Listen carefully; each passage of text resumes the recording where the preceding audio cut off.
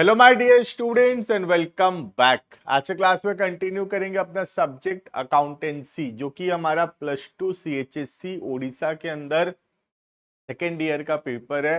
पिछले वीडियोस के अंदर ऑलरेडी हम स्टार्ट किए थे फाइनल अकाउंट विथ एडजस्टमेंट्स, तो अभी हम उसी को कंटिन्यू करेंगे। आज के वीडियो के अंदर हम पढ़ेंगे फाइनल अकाउंट्स बनाते समय बहुत सारा एरर्स हो सकता है, तो वो एरर्स को कैसे ठीक किया जाएगा at the time of preparation of final accounts, right? But before we start the video, you can check the description में ऐप का लिंक है, ऐप को डाउनलोड करो, रजिस्टर करो अपने आप को।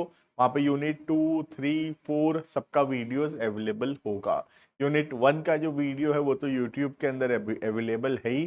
बाकी यूनिट 2, 3, 4 अगर पढ़ना चाहते हो तो उसके लिए ऐप डाउनलोड करना पड़ेगा। ऐप का जो लिंक है वो डिस्क्रिप्शन में दिया हुआ है, राइट? तो स्टार्ट करते हैं टॉपिक को। आज का टॉपिक है correction of accounting errors at the time of preparation of final account. तो फाइनल अकाउंट बनाते समय बहुत सारा एरर्स हो सकता है, इन एरर्स को कैसे ठीक किया जाएगा, राइट?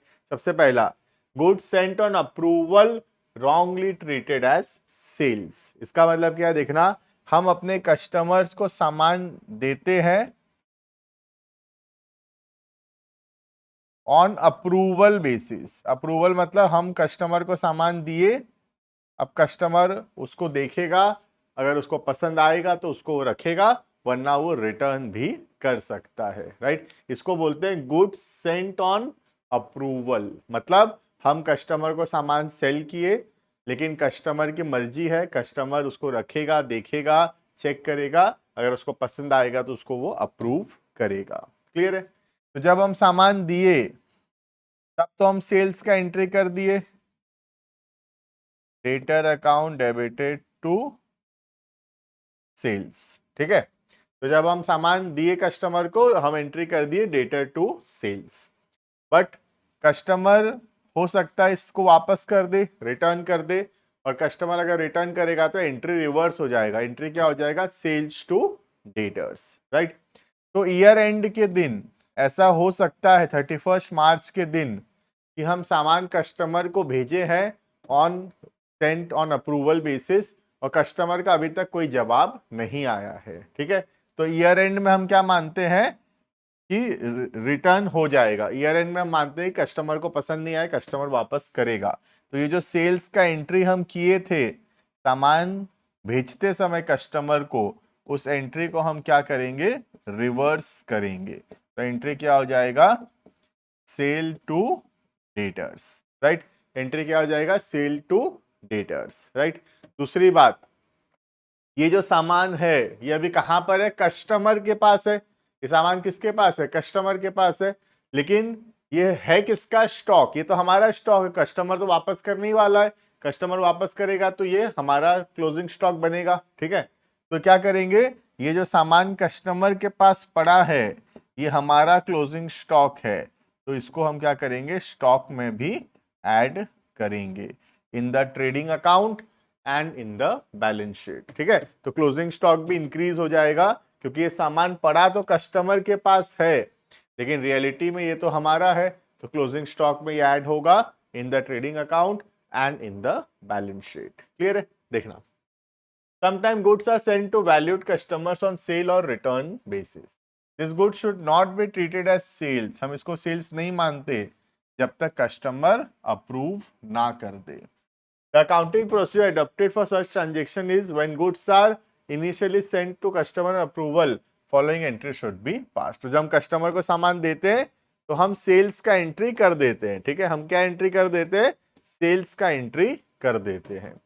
अब ईयर एंड में हम देखते हैं कि कस्टमर अभी तक अप्रूव नहीं किया है, कस्टमर अभी तक हाँ नहीं बोला है, तो हम क्या करते हैं? इसको कैंसिल कर देते हैं। ये जो एंट्री हम पास किए थे ईयर एंड में, हम क्या करेंगे? इस एंट्री को रिवर्स कर देंगे। क्लियर है? तो जो सेल का एंट्री हम किए थे ईयर एंड में, उसको रिवर्स कर दिया जाएगा। और ये सामान है तो हमारा, लेकिन कस्टमर के पास पड़ा है, तो इसको हम अपने क्लोजिंग स्टॉक में भी ऐड करेंगे। क्लियर है? तो एंट्री होगा closing stock account debited to trading account. Clear है? क्लोजिंग स्टॉक में प्राइस क्या होगा? Cost price. लेकिन यहां पे क्या प्राइस होगा इस वाले एंट्री का? इस वाले एंट्री का प्राइस होगा सेलिंग प्राइस। क्लियर है? तो आज सोच लो 100 रुपए का सामान है, हम कस्टमर को 120 में दिए थे, ठीक है। तो जब सामान दिए थे तब तो सेल का एंट्री कर दिए होंगे, डेटर टू सेल्स, है ना। अब ईयर एंड में हम देखिए कि अप्रूवल तो आया ही नहीं, तो पहला जो एंट्री हो गया उसको रिवर्स करेंगे। क्या एंट्री होगा? Sales account debited to debtors account 120 120। Clear है? तो जो सेल का एंट्री ऑलरेडी हुआ था उसको हम रिवर्स कर दिए at the end of the year. Clear है? उसके बाद ये सामान है तो हमारा, लेकिन कस्टमर के पास पड़ा है, तो हमारा क्लोजिंग स्टॉक में ऐड हो जाएगा।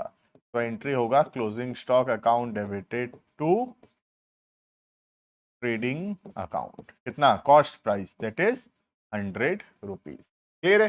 तो ये दो एंट्री होगा ईयर के एंड में। पहला जो सेल्स का एंट्री हुआ था उसको रिवर्स कर देंगे, एंट्री होगा सेल्स टू डेटर्स, और दूसरा क्लोजिंग स्टॉक में ऐड करेंगे कॉस्ट प्राइस को, एंट्री होगा closing stock to trading account. Clear है? अगर हमको जर्नल आता है तो इसका क्या ट्रीटमेंट होगा फाइनल अकाउंट्स में, ये समझना बहुत आसान है। ठीक है, देखना कैसे। पहला ट्रीटमेंट, सेल्स कम हो रहा है ना, तो 120 रुपया माइनस करेंगे कहां से? सेल्स से। ठीक है, सेल्स से 120 रुपया कम होगा, राइट। दूसरा, डेटर कम हो रहा है 120, तो 120 रुपया माइनस होगा कहां से?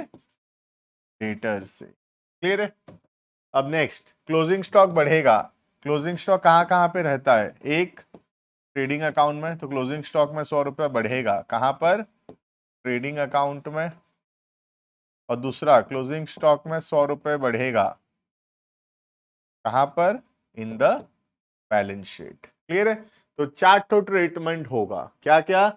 इस एंट्री का दो ट्रीटमेंट, इस एंट्री का दो ट्रीटमेंट। क्लियर है? सेल्स टू डेटर, तो सेल्स कम होगा, डेटर कम होगा। सेल्स से 120 रुपया माइनस, डेटर से 120 रुपए माइनस। क्लियर है?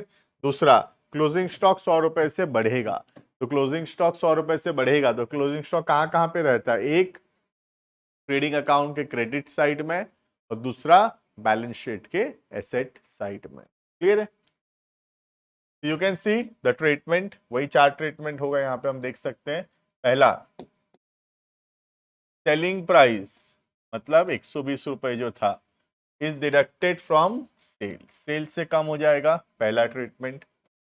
दूसरा, सन्ड्री डेटर्स आर रिड्यूस्ड, 120 रुपया जो है सेलिंग प्राइस वो डेटर से भी माइनस होगा। क्लियर? तो एक सेल्स कम हुआ और दूसरा डेटर्स कम हुआ, राइट।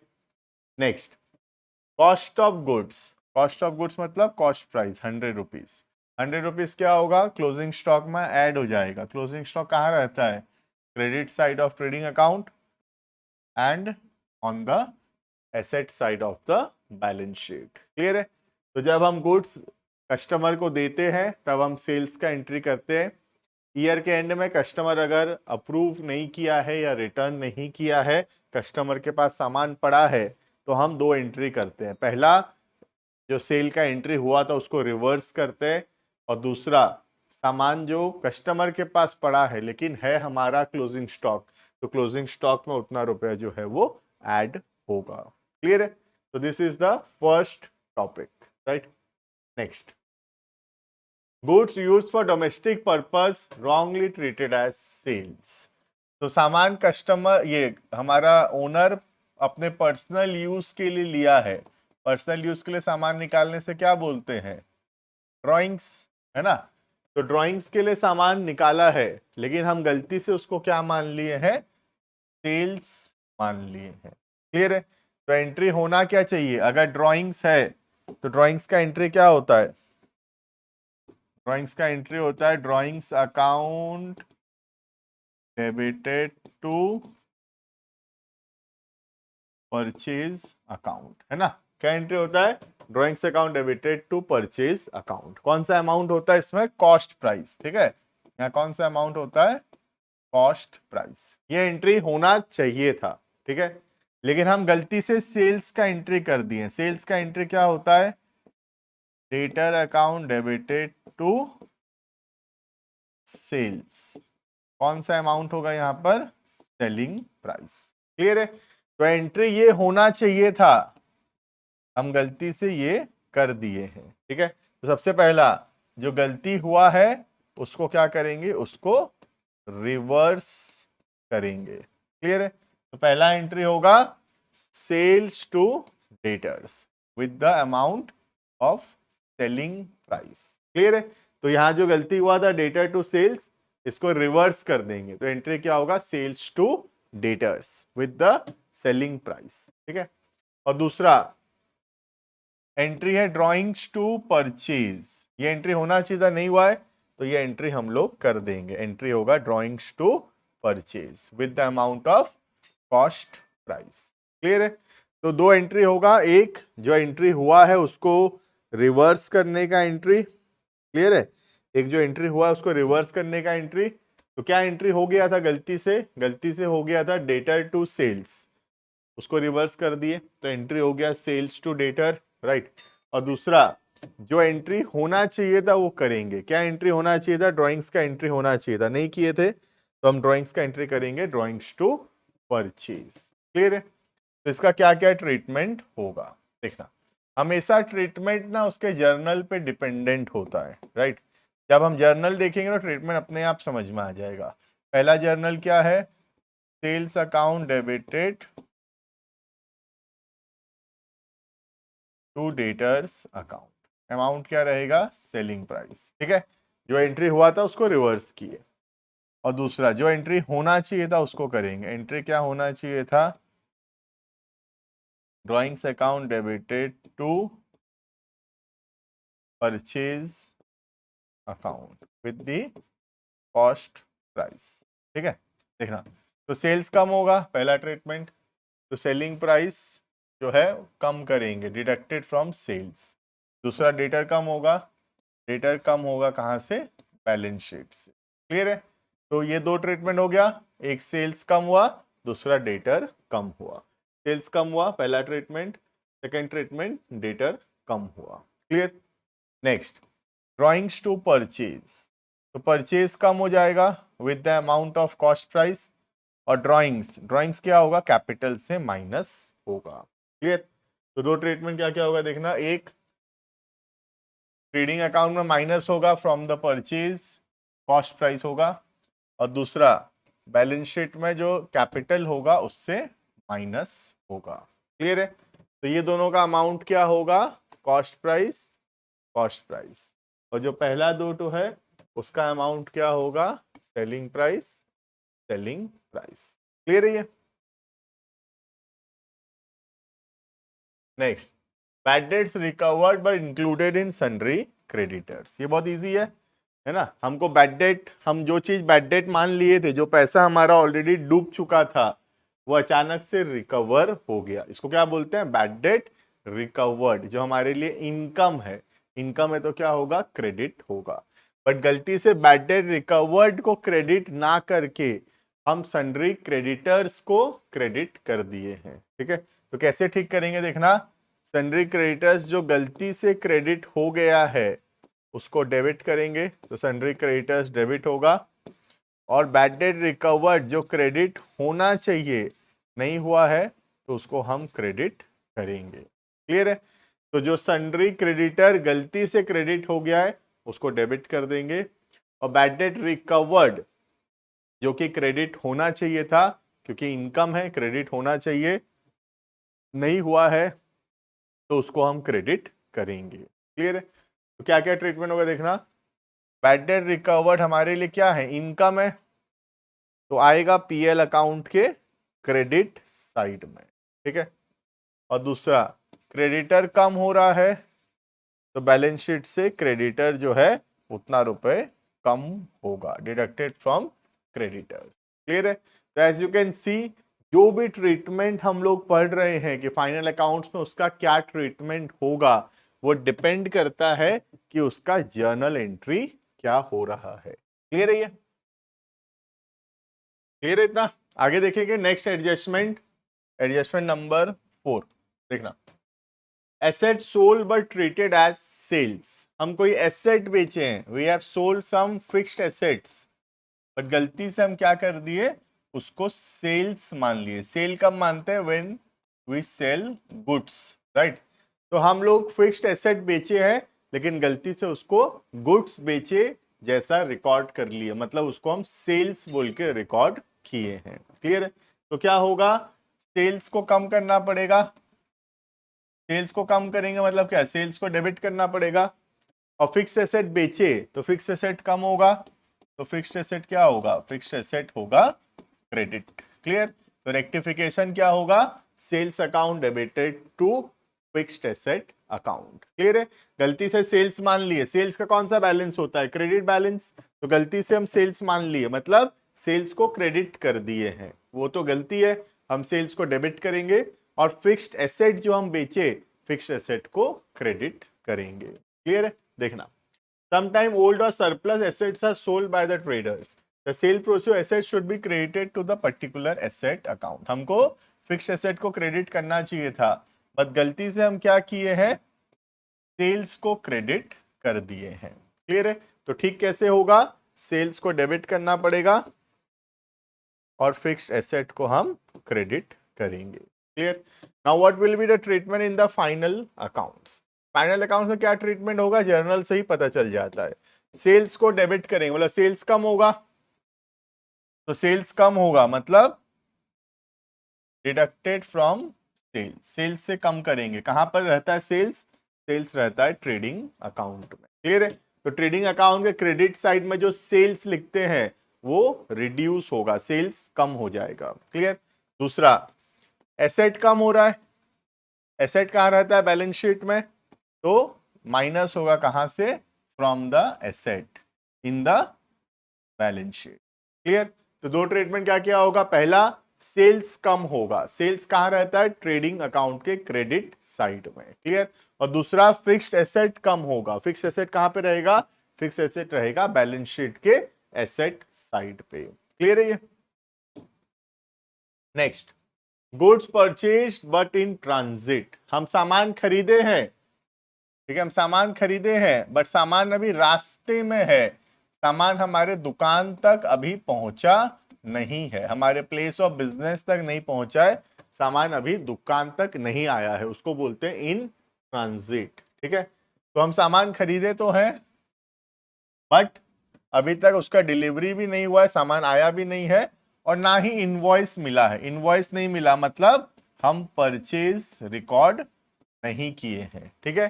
तो ना मैं परचेज का एंट्री किया हूं अभी तक, और ना ही सामान मुझे डिलीवरी मिला है, ना ही गुड्स मेरे शॉप तक पहुंचा है। क्लियर है? तो जब शॉप तक सामान पहुंचेगा तब तो मैं परचेज का एंट्री करूंगा, अभी तो मैं परचेज किया ही नहीं हूं, सोच लो। ठीक है? क्योंकि ना इनवॉइस आया है और ना ही गुड्स डिलीवर हुआ है। क्लियर है?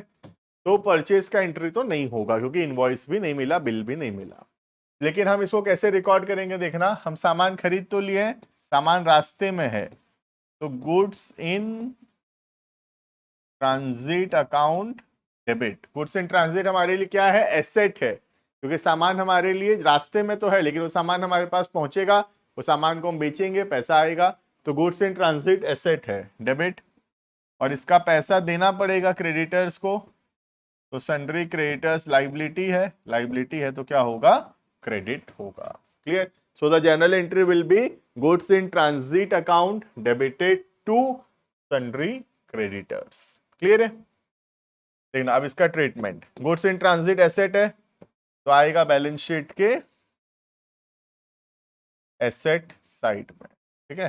बैलेंस शीट के एसेट साइड में आएगा पहला ट्रीटमेंट।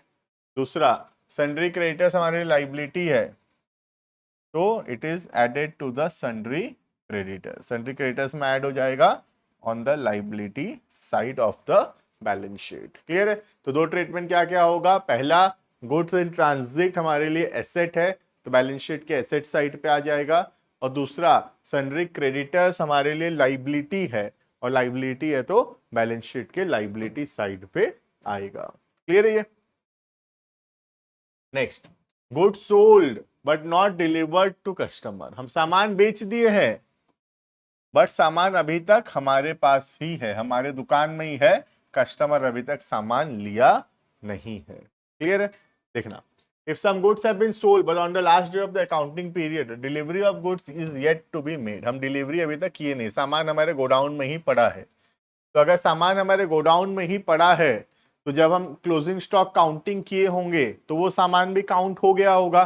जो सामान हम बेच चुके हैं लेकिन हमारे दुकान में ही पड़ा है, तो जब स्टॉक काउंटिंग हुआ होगा वो गुड्स भी काउंट हो गया होगा. जबकि रियलिटी में वो तो काउंट होना ही नहीं चाहिए क्योंकि वो तो हम बेच चुके हैं, खाली उसका डिलीवरी देना बाकी है. राइट. तो हम क्या करेंगे, क्लोजिंग स्टॉक जो है उसको रिड्यूस करना पड़ेगा. राइट. क्योंकि हमारे स्टॉक में अभी एक ऐसा सामान पड़ा है जो हम बेच चुके हैं, हमारा नहीं है, कस्टमर को बस डिलीवरी देना बाकी है. राइट. तो क्लोजिंग स्टॉक कम हो जाएगा.